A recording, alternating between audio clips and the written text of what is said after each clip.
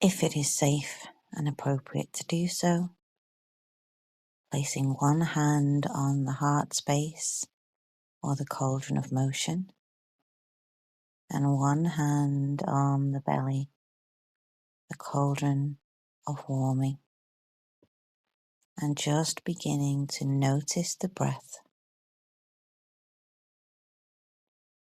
Where is the breath naturally landing between the two hands? And as we notice the breath, it naturally begins to deepen.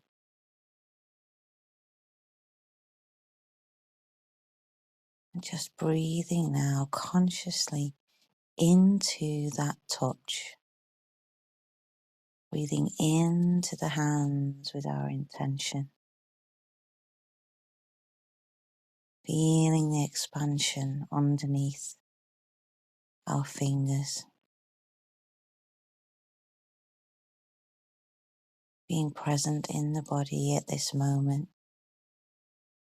Present in this time and open yet protected to receive this transmission. So I want to continue a little bit with the theme of Imbas for Osne, or the Shekinah, because this is a continual theme in the rose gold method, because it's the energy, or it's the light that we're channeling when we're working with this method. And as I mentioned yesterday, it's there and about, woven into our lives. You know, it's that special light that you see on a water body, on the sea. When the sun hits the sea, there's that luminescence. It's the light that you see when you see a rainbow and in mixing of the elements. And it's that extra special quality of light. And I know you know what I'm talking about, because we all experience it. When the light just seems to take on an extra special quality. It's just our little openings into the world of Imbas for Osne. Now, Imbas for Osne was said to be gifted to the Irish, or to the land of Era, via Brigid, the goddess. It was the gift of Danu and Brigid and Bowen, and this triple goddess formation. And the gift was given via Brigid as poetry. And she embodied the land with the gift of the word. Now, Brigid was also a strong healer. And what we find in the ancient Irish culture is that this gift of the word, this Imbas for Osne, which is wisdom or knowledge that illuminates. And it was said in the ancient past, they had the Tuatha Dé Danann, which was a tribe of people who literally glowed. They literally were lit from within with this knowledge, this Imbas for Osne, but it was kind of deeper than that, is my reading of it. They were lit from within because they were fully embodying their own unique path. It wasn't that one person was lit because they were a poet. It's that everybody was lit from within. They were all radiant, because what was happening was they were so connected to the earth and the land that they were on, and they were so connected to the heavens and the cosmos via Imbas for Osne, and they were channeling this goddess wisdom, this light of God, this force of God. And they were so in tune with the fact that they were an extension of the source, and that they knew what their individual path was, that they were so what we would call in alignment with what was meant for them, that they began to glow. Now we see this at times with people when when someone really finds their groove, if someone is just meant to sing and they find that groove and they find that way of life, something like transforms within them when they step into that light, don't they? When they step into that role.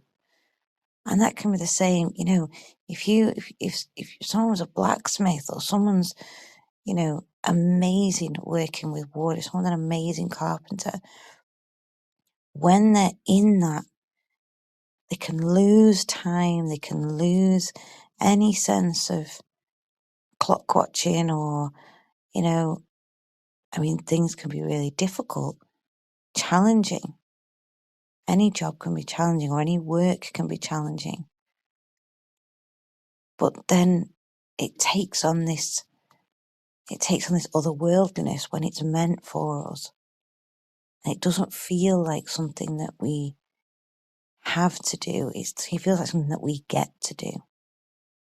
And that's my impression, that's my feeling when I'm hearing about the Tuatha Dé Danann, is that everybody knew their groove in the world. Everybody in that tribe was aligned and assigned to their perfect role. And that's what made them glow, or the appearance of luminosity. And so it then became that this Imbas was channeled by the seer poets. Now, I always believe that poetry is extremely important. I've always written it myself. I say always, at important times, what I do, if something overtakes me emotionally, if there's something I need to get out of my system, poetry is my way. And that's how I've dealt with big events in my life, deaths, births, outside tragedies that have really touched me. But the seer poets were something quite different. It wasn't an emotive thing. The seer poets were the second in command, really, to the kings. They were the king's advisors. And they would get themselves into these trance states and they would channel this information. They would channel advice or guidance on behalf of the king and the people of the kingdom that they represented, that they lived in. And these were the Tuatha Dé Danann that remained. It was said that when the Celts arrived, the Tuatha Dé Danann were not a fighting race, and it was said that they went underground after that, and they became the kind of living soul of the lands of Ireland. So we have this idea that the people, in all of these lost societies, like Atlantis and places like that, we have remnants. Not everybody is wiped out. So these seer poets were the kind of continuation of the Tuatha Dé Danann.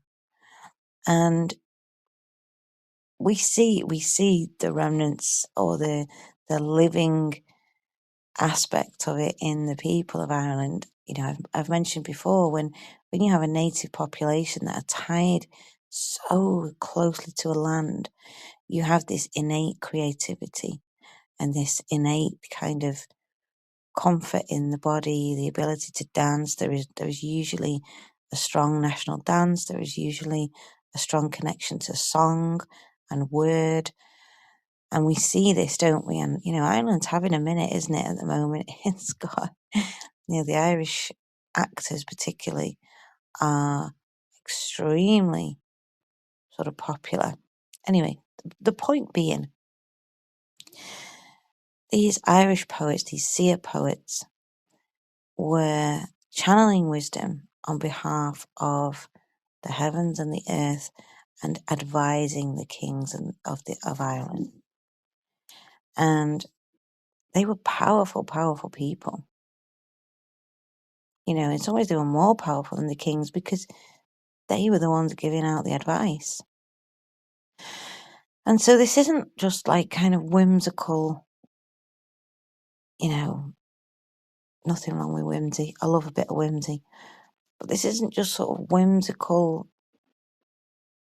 stories. You know, this is this wisdom that illuminates this idea of creativity being the thing, the important factor in our lives is worth having a ponder on today. How can we work with and channel this wisdom that illuminates? How could this inspiration,